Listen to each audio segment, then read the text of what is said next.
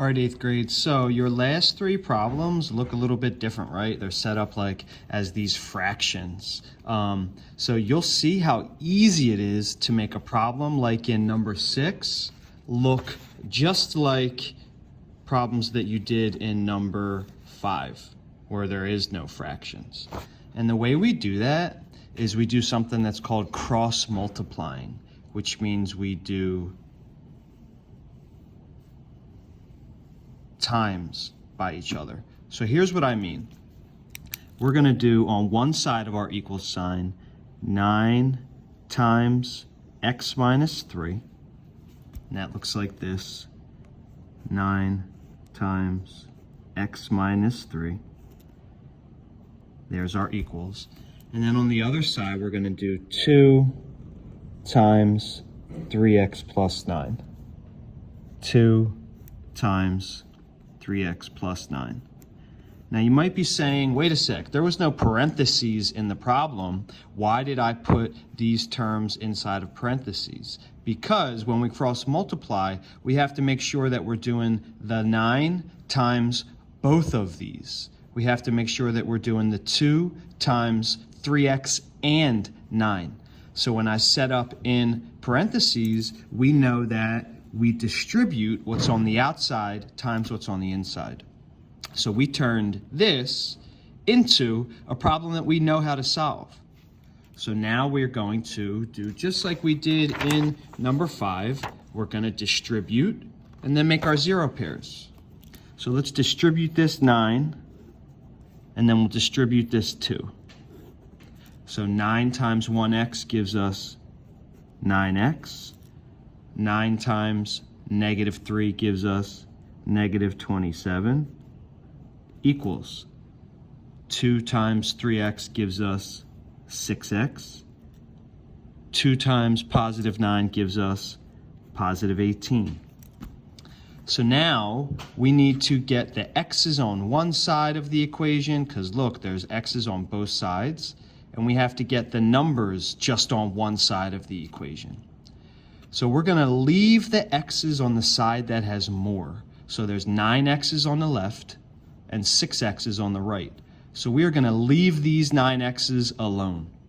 And we know in the end, our equation is going to say 1x equals, and that's going to be our answer, right?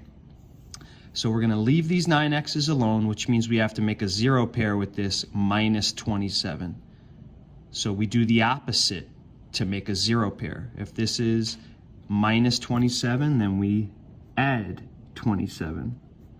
If we add 27 on the left-hand side, we have to add 27 on the right-hand side. But remember, it's very important where we add 27. We can't put plus 27 underneath a 6x. They're not like terms. So we make sure we line it up with the constant, with the other number. So plus 27. We didn't do anything with our 9x because we're leaving it alone. Negative 27 plus 27 gives us 0. We didn't do anything with our 6x.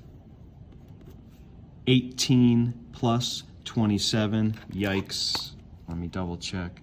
18 plus 27. I knew it was 45.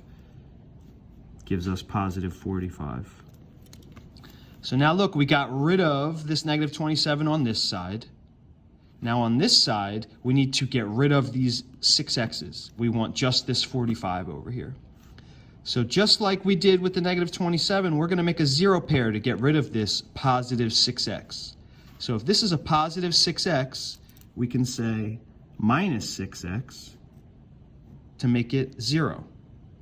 If I minus 6x on this side, I have to minus 6x on this side. 9x minus 6x gives us 3x. This made a 0 pair, and that 45 comes down.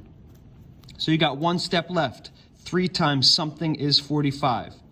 So remember what that last step is to figure out what 1x is. 3 times x. We can do the inverse to figure out what x is. So we divide by 3. Golden rule, what we do on one side, we have to do on the others. 3 divided by 3 gives us 1x. 45 divided by 3 gives us 15. There's our answer. So in number 7 and number 8, you now have an example of exactly how you solve these. First thing you do is you set up your cross multiply to get it out of fraction form. So this one would be 4 times 2x plus 3 equals 5 times 2x minus 2. And then you distribute, you make your 0 pairs, and you solve. So finish number 7, finish number 8, and then you have got your exit ticket. Again, I have office hours today at, I'll write it down here, 1:15. If you have questions about this, come see me. You got questions about anything, come see me. I will be there.